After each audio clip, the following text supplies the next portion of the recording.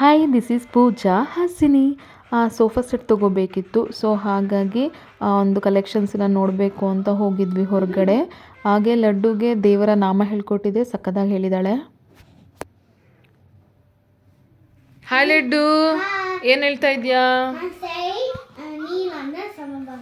ನೀಲಾಂಜನ ಸಮಭಾಸ ಕವಿಪುತ್ರ ಯಮಗಾಜ ಛಾಯಾಮಾತನ ಸಂಭೂತಂ ನಮಾಮಿ ಶನೀಶ್ವರ ನಮಃ. Very good.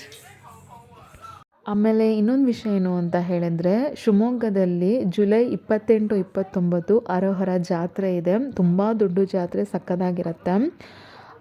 ಕೆಲವು line ನೆನಪಾಗ್ತಾ ಇದೆ. ಏನು ಅಂತ ಹೇಳಿದ್ರೆ, ಎಷ್ಟೇ ಸಂಬಂಧಿಕರು, ಎಷ್ಟೇ ಸ್ನೇಹಿತರು ಇದ್ದರೂ ಕೂಡ ಕೆಲವು ಸಂದರ್ಭದಲ್ಲಿ, ಕೆಲವು ಪರಿಸ್ಥಿತಿಯಲ್ಲಿ ನಾವು ಒಬ್ಬರೇ ಇದ್ದೀವೇನೋ, ಒಂಟಿ ಇದ್ದೀವೇನೋ ಅನಿಸುತ್ತೆ ಅಲ್ಲ.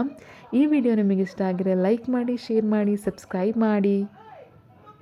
Thank you.